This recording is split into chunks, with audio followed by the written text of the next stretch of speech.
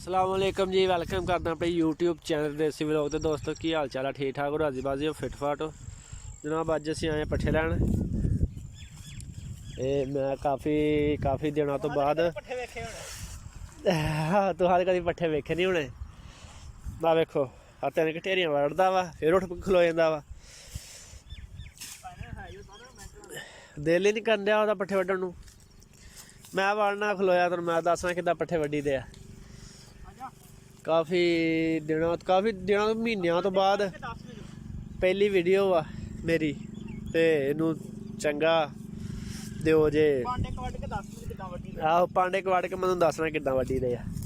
Tension नहीं लैनी मेरे होंदे आ।